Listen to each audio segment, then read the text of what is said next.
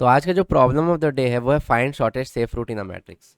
तो problem statement क्या कहता है, given a matrix with R rows and C columns where some cells are landmines and others are safe to traverse. Your task is to find shortest safe route from any cell in the leftmost column to any cell in the rightmost column. You cannot move diagonally and you must avoid both the landmines and their adjacent cells too because they are also unsafe. तो problem statement पढ़ने के बाद हम लोग समझते हैं कि क्या बोलता है। सो बेसिकली प्रॉब्लम बोलना चाहता है कि अगर ये मैट्रिक्स गिवन है तो हम लोग को लेफ्ट मोस्ट कॉलम से राइट मोस्ट कॉलम तक पहुंचना है कवरिंग द शॉर्टेस्ट पाथ। और कंडीशन ये दे रखी है कि अगर लेफ्ट मोस्ट अगर कोई भी सेल जीरो, इसका मतलब ये लैंडमाइन है और हम लोग इन सेल्स को विजिट नहीं कर सकते हैं। जैसा कि तुम लोग पढ़ सकते हो, you can not move diagonally and must avoid landmines and their adjacent cells too. और हम लोग डायगनली मूव नहीं कर सकते, तो हम लोग ऐसे मूव नहीं कर सकते, ऐसे मूव नहीं कर सकते। तो इस क्वेश्चन को कैसे सॉल्व करेंगे? इस क्वेश्चन को सॉल्व करने के लिए हम लोग यूज़ करेंगे BFS। स्टेप वन क्या होगा हम लोग का? स्टेप वन होगा कि हम लोग सारे लैंडमाइंस के जो एडजेसेंट सेल्स हैं उनको ऑलरेडी विजिट मार्क कर देंगे। हम लोग विजिटेड वेक्टर बनाएंगे। सपोज करो ये साइज़ है n×m का, तो n×m साइज़ का एक विजिटेड वेक्टर बनाएंगे और जितने भी लैंडमाइंस हैं उनको विजिट कर जाएंगे। एंड लैंडमाइंस के अगर एडजेसेंट में जितने भी सेल्स हैं लैंडमाइंस के एडजेसेंट में जितने भी सेल्स हैं, ये सारे सेल्स, इनको भी विजिट मार्क कर देंगे एडजेसेंट टू लैंडमाइंस को भी विजिट मार्क कर देंगे। तो ये होगा पहला स्टेप। फिर दूसरा स्टेप क्या होगा? दूसरा स्टेप होगा कि हम लोग मल्टीपल BFS ट्रैवर्सल करेंगे हर एक नोड के लिए जो कि लेफ्ट मोस्ट कॉलम में और वन है। तो तो हर एक सेल जो कि लेफ्ट मोस्ट कॉलम में है, जो लेफ्ट मोस्ट कॉलम में है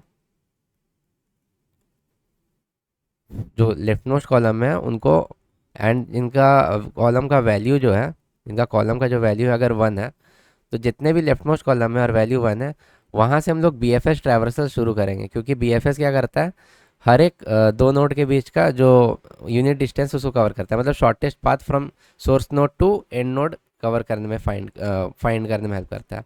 तीसरा हम लोग एक मेंटेन करेंगे आंसर जो कि मिनिमम होगा जो प्रीवियसली आंसर आया हुआ है, और जो हम लोग का करेंट डिस्टेंस है।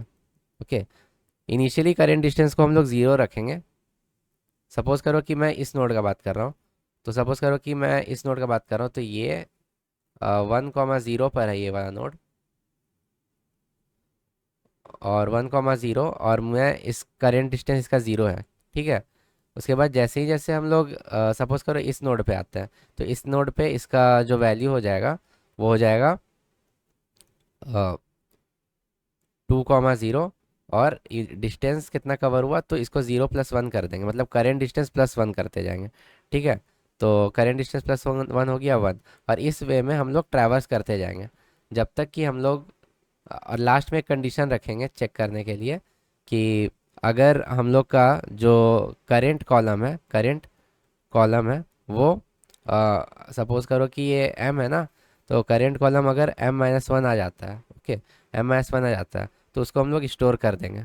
तो उसको हम लोग यहाँ पे स्टोर करेंगे। तो ये जो केस बनता है, इसको मैं एक साथ क्लब कर देता हूँ। If current column is equal to m-1, तभी हम लोग आंसर में minimum of answer comma current distance को स्टोर करेंगे, और ऐसे प्रोसीड करेंगे हर एक लेफ्ट मोस्ट नोड के लिए। ओके, तो ये रहा हम लोग का इंट्यूशन। अब इसको इम्प्लीमेंट करते हैं। अब इसका कोड देख लेते हैं। तो मैंने एक ये जो मैट्रिक्स गिवन है उसका डायमेंशंस निकाल लिया इधर। मैं यहाँ टाइप भी करते जाता हूँ। तो मैंने यहाँ पे डायमेंशंस निकाल लिया है। उसके बाद फिर ये मैंने डेल रो और डेल कॉलम 4 डायरेक्शनल मूवमेंट के लिए असाइन किया है, 4 डायरेक्शन मूवमेंट के लिए। क्योंकि अगर -1 0 देखें तो वो अपवर्ड डायरेक्शन को डिनोट करता है। अगर किसी भी सेल का सपोज रो और कॉलम हम लोग का जो भी है, मान लो 1 और 0 है, तो उसका अगर मुझे चारों डायरेक्शन में मूव करना है तो वहाँ से मूवमेंट के लिए मैंने ये लिया है। उसके बाद फिर हम लोग पूरे मैट्रिक्स में जा रहे हैं और चेक कर रहे हैं कि कहाँ कहाँ matrix of I J zero है। मतलब कि अगर वो ज़ीरो है मतलब वो लैंडमाइन है, तो हम लोग उसके 4 डायरेक्शंस में जाएंगे, 4 डायरेक्शंस में जाएंगे। और अगर वो नया रो नया कॉलम वैलिड है तो हम क्या करेंगे कि, और वहाँ पर अगर एक सेफ रूट, मतलब वो तो अनसेफ रूट हो गया, तो वहाँ पे अगर 1 है मतलब वहाँ पे अगर रूट है तो उसको -1 मार्क कर देंगे। नोट करो, अगर वहाँ 0 रहेगा तो वहाँ पर हम लोग -1 नहीं मार्क करेंगे, क्योंकि हम लोग लैंडमाइंस को नहीं, लैंडमाइंस को -1 मार्क नहीं कर सकते, ठीक है।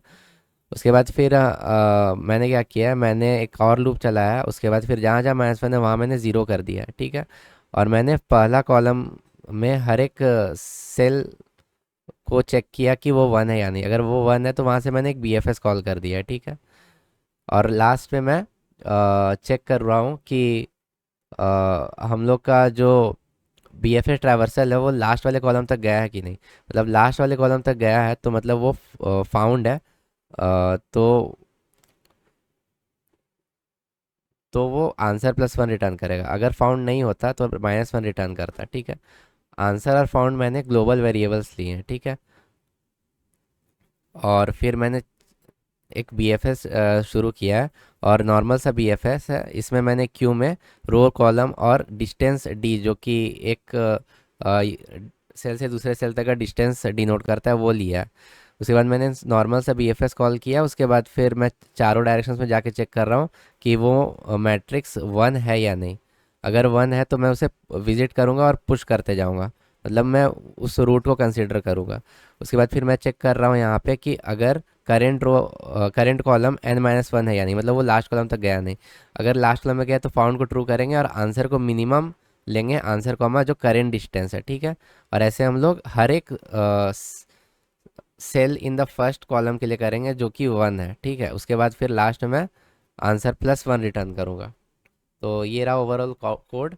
और अगर मैं इसे सबमिट करूँ तो ये सारे टेस्ट केस को पास भी कर रहा है।